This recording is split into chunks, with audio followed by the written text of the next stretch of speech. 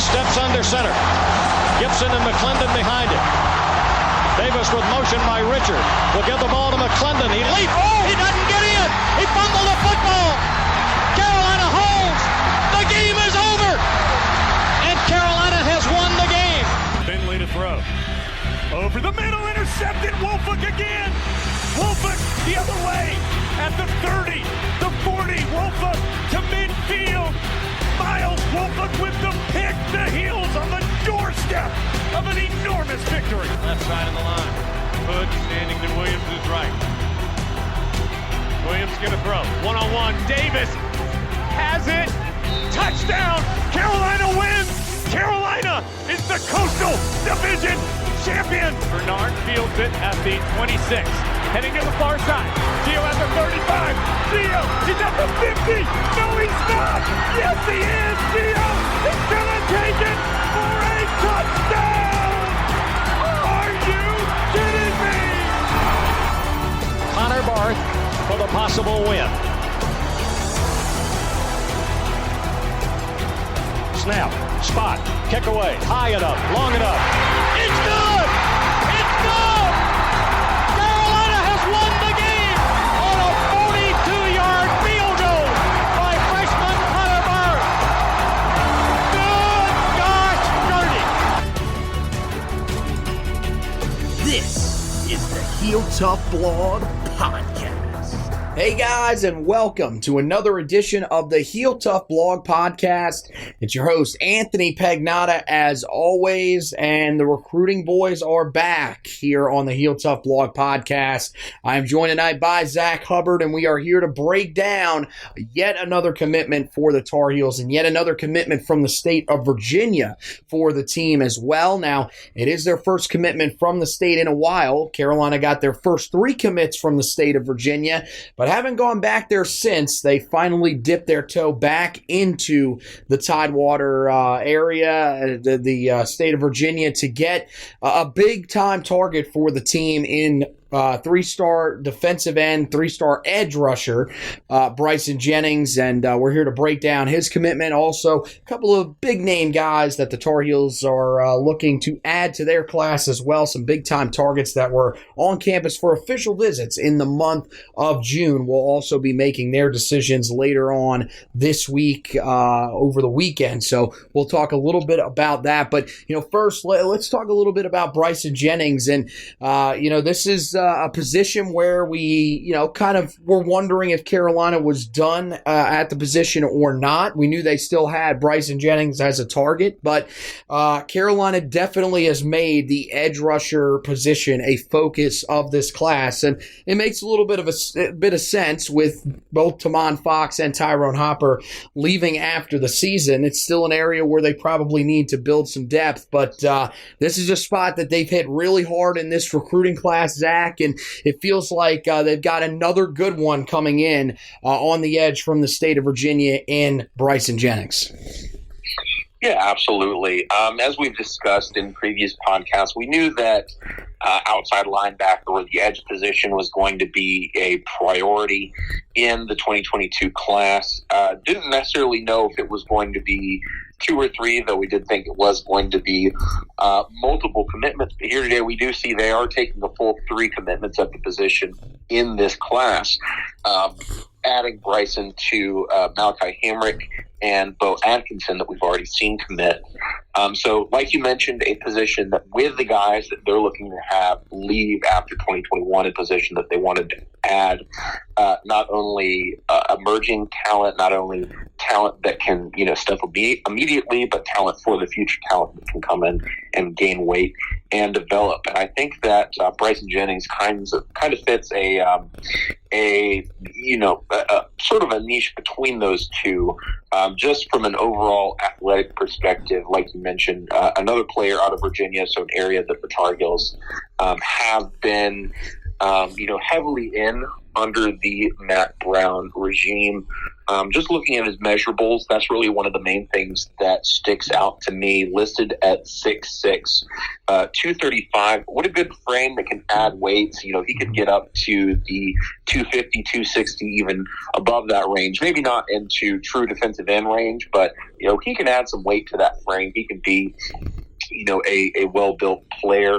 But like I mentioned, that length, 6'6", long arms, that's really his main strength at the high school level right now, is just his physical size. He's longer than the guys he's going up against. He can use that to advantage. He can create leverage to get around offensive linemen and get towards the quarterback. Does have a nice swim move.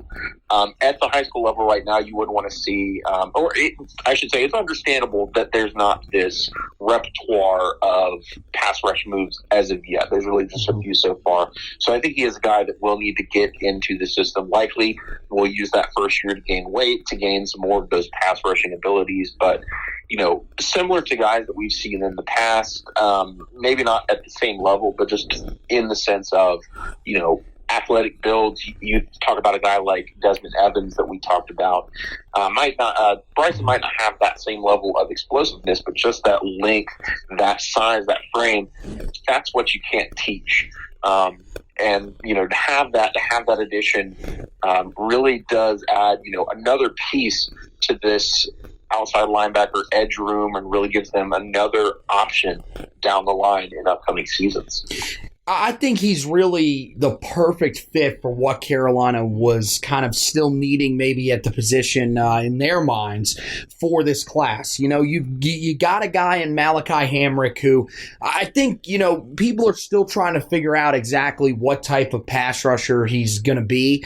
You know, probably looks to project as a guy that will have to win with speed off the edge, but he's a guy that, I mean, you're talking about Bryson Jennings being a little undersized. Malachi Hamrick is going to have to add a lot of weight. Now, there's a lot of talent there, but he's a guy that's going to have to add a ton of weight. I mean, when he committed to Carolina, he was in, you know, the mid 210s in terms of weight. So there's, you know, he's a much smaller guy. You've got the bigger guy, the more physical guy. You know, we've talked about it, high motor, high energy guy in Bo Atkinson that committed as an edge rusher just recently. And now you're getting a guy in Bryson Jennings who, as you mentioned, he's got the length off the edge.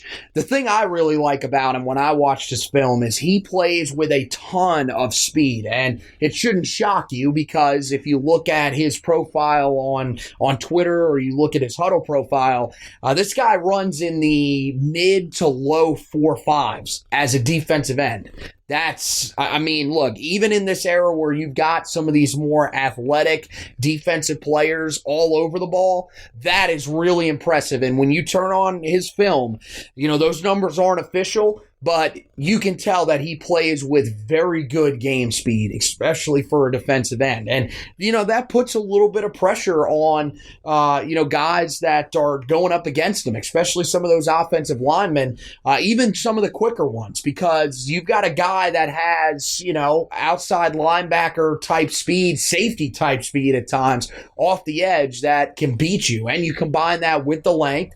As you mentioned, I like some of the things that I've seen from him with some of the moves that he's used. I think one of the things that, you know, he is going to have to sort of improve on is, like you said, the use of some of those swim moves, the use of maybe some of his physicality and everything like that, because, you know, there are times at the high school level where he's simply just too fast for guys to stay in front of.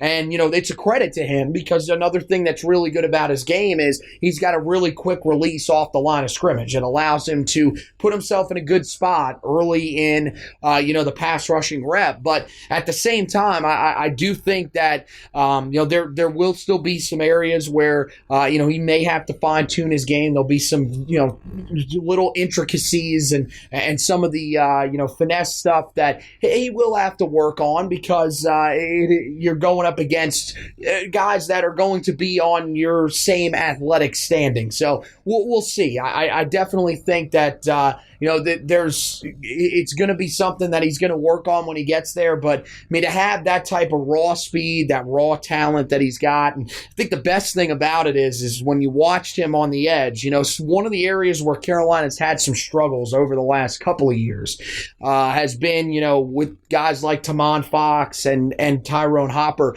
There are times where they simply just get washed out of the run game.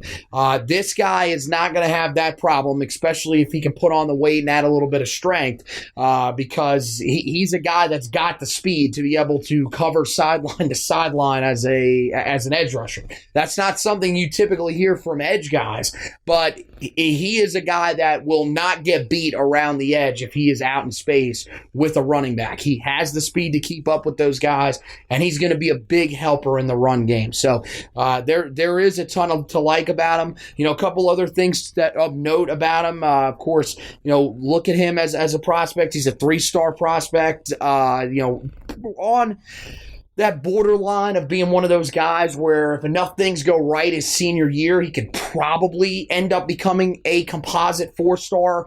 This is one of those rare ones where Rivals is a little bit higher than him on in terms of him as a prospect than 24/7 Sports.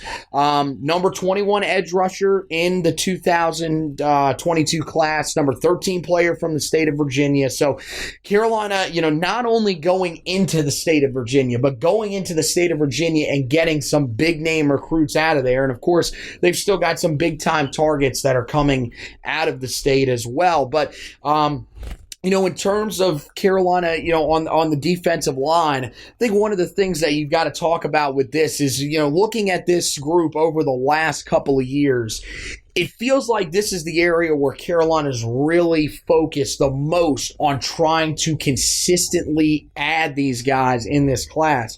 We're seeing it yet again here, Zach, that right now Carolina has put a lot of focus on this defensive line edge rusher group in this class.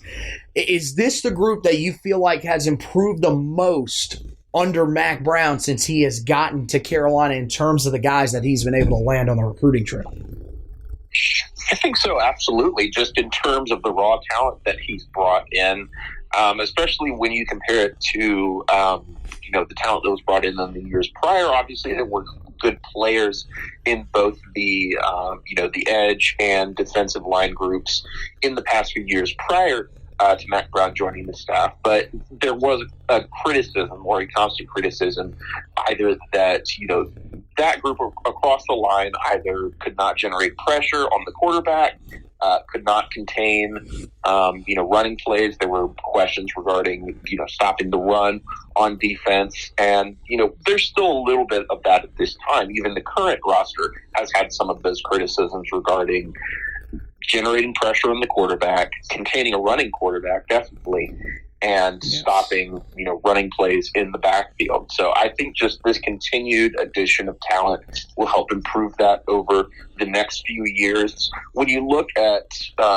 specifically in comparison to the NFL and the NFL draft, there's about 6 positions that they look at, what they deem to be premium positions. Most people deem the NFL to be a passing league, so they look at what are the 6 positions that either are going to help you succeed in passing the football or are going to help limit passing.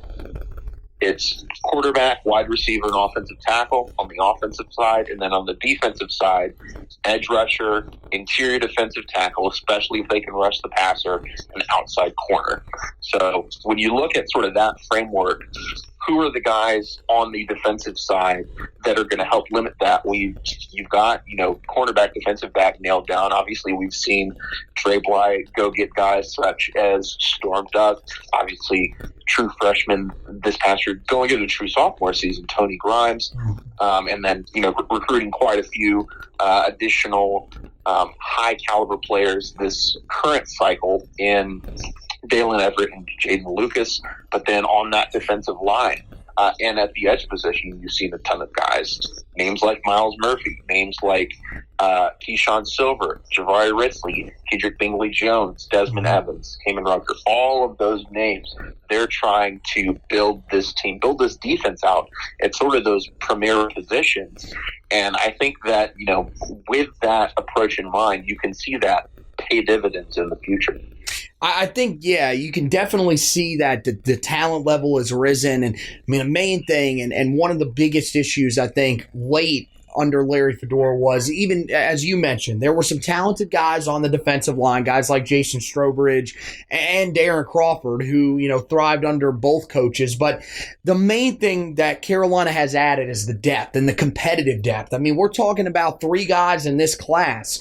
And if you look at the group that they're bringing in, you would probably say to yourself, okay, if we're just going off a star rating, then Bryson Jennings might be the odd man out. But as we've seen, it doesn't matter about the star ratings. Carolina wants to get all these guys in there and let them prove themselves on the field. And with the transfer portal, I think it also kind of allows you to do that, because if guys end up, not liking the role that they're in, Mack Brown talked a lot about, sitting down with the players after the spring and kind of telling them, look, this is the role that you're in. Is this the role that you want to be in, or do you feel like you can go somewhere else and have a bigger role? If you do, we'll help you get there. If not, then we're glad to have you as a part of the team and allow you to keep competing. And I think that's what they're doing now that they weren't able to do under Larry Fedora. And to be honest with you, I don't know, even if Larry had stayed to this point, if they would have been able to build that up even during the transfer portal era. But I think now you're starting to see a group come together, and the offensive and defensive lines are the areas that we've talked about the most. In some of the other editions of the podcast, when we've talked about how Carolina gets to the point of being able to compete to get into the college football playoff, to win the ACC if they want to take down Clemson. They've got to be able to get it done in the trenches, and right now, this constant building down there is really getting them to a point where it feels like it's ahead of schedule. You would think at this point, if they keep adding this type of talent down there within the next probably 2-3 years at the max, they're going to have a group that is ready to consistently compete with the type of talent that they are going to face week in and week out in the ACC for sure, but definitely in some of those games that they're playing against national contenders. So let's look at the guys that are going to announce this weekend. We'll start with the guy that's probably the lesser talked about of the two, and that is the 3-star tight end out of the state of Nebraska. He's a guy that was on campus for Carolina just in the middle of the month of June. That is tight end Kaden Helms. A guy that I think a lot of Tar Heel fans would like, just looking at his playing style. He's another one of those receiving tight ends, and I think that's one of the things that people have really been trying to add to this offense. We talked about it a little when we were previewing this upcoming season's group of tight ends on the podcast, me and Josh, the other day.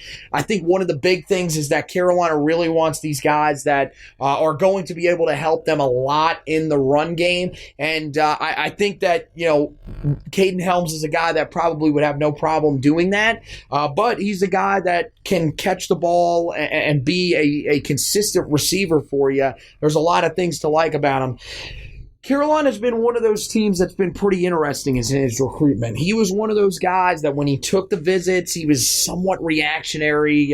Felt like, after the visit to Miami, a lot of people thought that Miami could be the biggest challenger to longtime favorite Oklahoma.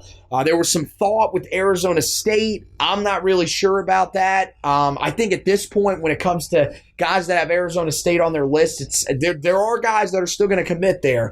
But it is worth noting that they are going to be going through, potentially some penalties from the NCAA. I believe they're already ineligible for a bowl game next year. I know they're in some issues. They're having some issues with the NCAA under Herm Edwards there. So I don't know how serious of a contender they are, but it feels like Carolina has themselves in this battle. It's just a question now of whether or not they can overtake Oklahoma. What do you think about Kaden Helms? Do you think that he's a guy that Carolina should have as a high priority on their list with the guys that they currently have at tight end? And do you think that it seems like Carolina's in a good spot for him? Yeah, so to answer your first question in terms of what should the Tar Heels' pursuit be, I think with the guys that they have on the roster and with the position not being one where we see a lot of two tight end sets, not a lot of heavy tight end passing concepts, it's not a position that you're going to stack a ton of bodies at. Mm-hmm. And I mean, they have, going into the 2021 season, obviously they have 5 on the roster, 4 of which are redshirt sophomore or younger. So it's a young position room. It's one that's going to have that sort of depth continuously. So obviously they are recruiting Kaden Helms. They are recruiting him strongly, but I don't think it's a position of great need where if they don't get him, they're going to search through a ton of other names because they absolutely have to take a tight end. I don't think that's the case. In terms of the actual recruitment, I do think that the Tar Heels are in the top 2. I think that they've supplanted schools like Arizona State, sort of as you mentioned, but Oklahoma's right there. Mm-hmm. And it's probably the biggest challenger in this recruitment. Most sources that you see, most recruiting outlets would have Oklahoma as the leader, would have Oklahoma as the likely pick going into his commitment. As a Midwestern guy, obviously, there's a little bit more of a geographic connection to Oklahoma. Oklahoma is, one of the top programs in the country. They recruit nationally. They've been to multiple playoffs. So there's a lot going in Oklahoma's favor, but it does seem, as you mentioned, that Kaden did have a great visit there to North Carolina. They, were able to get him on campus, did a great job recruiting him, which is, he's a little bit outside of that recruiting footprint. So obviously very nice to see that, but it does seem that going into this announcement, Oklahoma does look to be the pick. Unless something changes or there's been misinformation, it does look like Oklahoma will be the likely choice on Saturday. Yeah, and I mean, you look at some of the recent forecasts from the different websites. There are right now only 3 recent crystal ball picks, but all of them have gone in favor of Oklahoma, and those come in the month of July as well. So you're talking about after all of the visits are wrapped up, everything like that. I think that's kind of the point that everybody is at. There were some teams that definitely made a push late, but it feels like Oklahoma just established a little too much room between them and everybody else. I mean, it's definitely worth noting that it seems like him and Connor Harrell have a pretty decent relationship. Look, I don't really know how that came about, to be honest with you, because one guy's from the state of Nebraska, the other guy is from the state of Alabama. But it seems like, after Connor Harrell's commitment, he and Kaden Helms interacted a little bit on social media, and Harrell seemed, like he was one of the guys that was kind of pushing him to, consider Carolina strongly when he ends up making his choice. But yeah, I think you're right. I think that this is one of those ones where Carolina misses. It's not really one where you're going to be saying, well, they've got to find a way to scramble and land somebody else in this class. I think honestly it's one of those ones where Carolina will take the commitment for sure, because he's a guy that's just too talented to turn away the commitment. He's another one of those guys that he's a 3-star.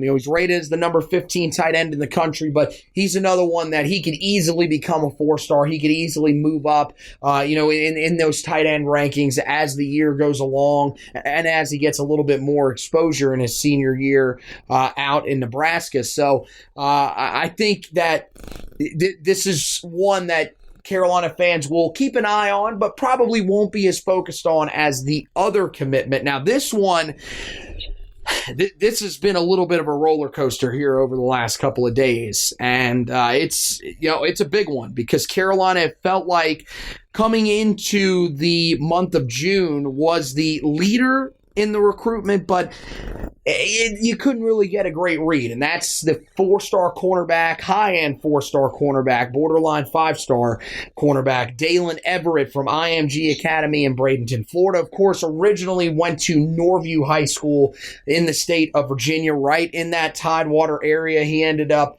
transferring to IMG Academy before his junior season last year, and Carolina has been a big factor for a long time in his recruitment.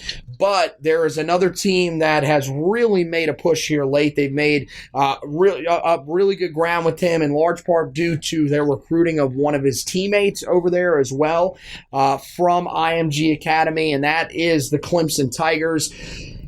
Heading into this commitment, I think there's a lot of uncertainty really on both sides, but it feels like at this moment that unfortunately for Carolina, Clemson is the one that seems to be receiving a lot of the good vibes, while Carolina is starting to receive some of those concerning vibes from Daylen, Everette, and every source around him. Yeah, absolutely. I mean, once we've really gotten into this period where an announcement date has been set, it's really been more of a battle in terms of this recruitment. It's really a situation in which, all of the information seems to suggest that, Daylen is going into this sort of with a clean slate, giving everyone equal opportunity to recruit him. As we've discussed, North Carolina and Clemson have been on him for a good while. Originally from the Tidewater area, transferred down to IMG Academy in Bradenton, Florida. So within the Tidewater area, obviously North Carolina is going to be a factor there, but Clemson also has recruited him well. He's going in North Carolina's favor, as we've mentioned. It's a little bit closer to home. Does have a brother that either committed to Elon or transferred to Elon. I'm not sure exactly, but is at Elon now. So if he goes to North Carolina, family would be close, his brother would be close. There's a lot geographically that's going in North Carolina's favor. But again, as we've seen multiple times through the past few classes, it's a recruitment against Clemson. Clemson's a team that goes to the playoff almost every year. Clemson's a team that has, top draft picks. And sort of to add a wrinkle in there, they have, a commitment from an IMG guy already, an edge defender, Jihad Campbell. They have another one that they look likely to get in sort of a, 5-star safety linebacker, Keon Saab. So there's a lot in Florida at IMG Academy that's really leaning itself more towards Clemson than it is North Carolina. I think that there is information, there, as you mentioned, there is positive momentum coming from both Clemson and North Carolina. It's not confidently North Carolina. I don't think that it is definitively Clemson as of yet. As of today, I would, unless I hear something different, I would still lean North Carolina as the choice. Most of the information I've gotten has still leaned there as the likely selection, just not the confident selection. So I think it is still one to watch. It's not a foregone conclusion at this point, but it's a battle still. It's going to be a battle all the way up until he announces, I feel. That's the case with players of this caliber, with players within the top 50 that are courted by multiple staffs all over the country that are making a real decision here. That's going to be the case. But I still am going to be optimistic, at least at this point, until I hear something definitively different. I'm going to go with North Carolina here for Daylen, Everette. This is one of those recruitments where it feels like, even a couple hours before he commits, he may not know exactly where he's going. That's, I think, the point that it's gotten to. To be honest with you, it's not really that shocking because we didn't really hear a lot about him when he was going through his visits. Like, there wasn't a definitive leader that was standing out for him, where usually, even with some of these guys that like to keep things, kind of on the down low, they don't like really, being active on social media. They don't do a ton of interviews. Usually they have one or two guys that they talk to enough to where you can get a vibe from them, something leaks out, and you start getting a feel of, okay, this team is the one that is leading in this recruitment. Even though Carolina felt like they were the leader here, there was never really any concrete information that said they are definitely leading heading into the month. That was just kind of the feel that you got from it based on, his visits, the connections that he had talked about a little bit with Dre Bly. But I think going into this one, even some of the more recent predictions are rather split. Carolina owns the only crystal ball prediction on 24/7 Sports. That was cast exactly a week ago from when we are recording this. And that one went in Carolina's favor. You go over to Rivals.com. They had two that were posted yesterday.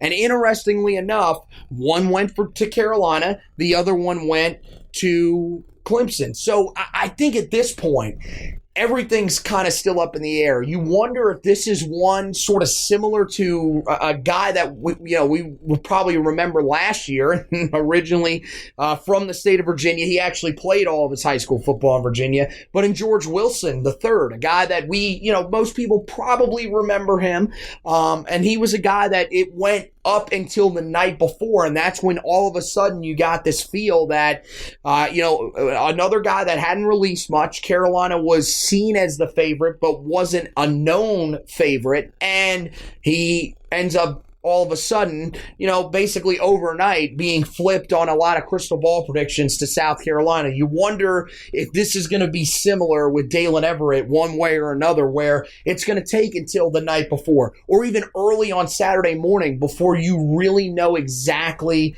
where he is going. Now, his commitment is going to be, it's a set time, and he's going to be on CBS Sports HQ. That's going to be at 5 p.m. Eastern time. Not too far after that, it's going to be at 7:20 here on the East Coast, 6:20 his time. That's when Kaden Helms will commit, and we'll have you covered either, whatever way these recruitments go. Really quickly, one other thing that I think is interesting to talk about when you talk about the Daylen Everette commitment is that people I think are kind of wondering, well, if Everette commits to Clemson, what does that mean for Jaden Lucas, a guy that's kind of in their backyard, another guy that's a borderline 5-star, extremely comparable in the same range as Daylen Everette in terms of, what he is as a prospect. So when you think about that, do you think that there is a chance that could help Carolina and Lucas's commitment? Because I've seen people that have said they believe that at this point, if they end up getting Everette, they would still take on, Clemson would, that's what I'm referencing here, would still take on Jaden Lucas as well in this class. Yeah, I think that, it's one of those situations in which if North Carolina is a factor in either recruitment going into the announcement, it is a commitment that they would take for either guy, for both guys, for any combination of that. It's one of those situations, like we mentioned, of talent that is too big to turn away. I think that both guys fit that description. Now, Jaden Lucas, I feel, is a little bit more decided than Daylen Everette is. I feel like Clemson has likely gotten a little bit more of that momentum in that recruitment. So, is it realistic that there is a situation in which both are leaning towards North Carolina? I don't know if I'd say that as of now, but obviously a situation that we are watching to see what happens there, to see what our options are in terms of that moving forward. But yeah, I think that if that was on the table, they definitely take that. As of right now, the main focus is on Everette, and then whenever Jaden Lucas commits, it's sort of rumored he's looking towards the end of the month. Going into that commitment, I think you sort of have to look at the board almost entirely new, depending on where Everette goes, and then see sort of if Everette commits to Clemson, can Carolina gain some momentum there with with Lucas? And, if they already have Everette in the class, if North Carolina does gain his commitment, where does the Lucas recruitment go from there? So really you just have to follow that timeline, see, does anything change with Lucas's recruitment based on what Everette does? And if so, what? Yeah, I think there's a chance that it could happen, because I do think that when you when you look at his recruitment so far. I mean, Dre Bly has been a factor there. That was one where I feel like a lot of people kind of had just written it off that he was going to be a Clemson commit after they gained a ton of early momentum with him. He was in their backyard, and then you saw Ohio State sort of creep up there. But Carolina, they made themselves a factor there, and you could tell when he took an official visit to campus, there were some good things that came out of that as well. And I think that was when, if people were still a little bit hesitant, that may have been where people said, okay, Carolina may be a legitimate factor here, maybe even more than Ohio State. So if Everette was to commit to Clemson, I do think there is at least a chance that Dre Bly can turn up the heat enough to sort of get back into that race a little bit, make that at least a little bit interesting, because, I understand that Clemson can stack talent because they're Clemson. I get that, believe me. But I do think that, especially with NIL, especially with the fact that there's a chance within the next couple of years that the playoff could expand, some of these guys are looking at these opportunities and are saying, I could be the number one guy here. Not saying that Jaden Lucas couldn't be the number one corner for Clemson at some point, but you could be a part of a class where you're going up against three of the best in the country, where, if you come to Carolina, you'll still be going up against guys like Tony Grimes, Storm Duck, some really good prospects that are probably going to make it to the NFL level and probably be drafted within the first couple of days of the NFL draft as well. But you're also going to be a guy that is probably going to be one of the more valued players on the team, and you're going to be an integral part of a push for a team to try to make the college football playoff. So you wonder if that would be the pitch to him, and we'll see if that's what happens if Everette ends up committing, if there is sort of that change in his commitment and Carolina makes themselves a factor. But, who knows? If Carolina lands Everette, I think that sort of takes that almost fully out of commission. So this is going to be a huge commitment for so many different reasons on Saturday, and is the one that I think most Tar Heel fans will be locked in, and we will as well over on the website, HeelToughBlog.com. We're going to have the commitment previews for you guys. We've been doing those, throughout the last about year and a half now when it's come to these big-time commitments. Just had one up the other day for you guys on Bryson Jennings, so make sure you guys, are keeping an eye out for the ones on Everette and Helms before their commitments. We got the breakdown of Bryson Jennings' commitment on the website. We go a little more in depth. Take a look. I wrote that article up, preparing for his commitment. So make sure you guys go and check that out. Learn a little bit more about the Tar Heels' most recent commit in the 2022 class. And then, of course, we'll have you covered on Saturday with commitment articles. Either way,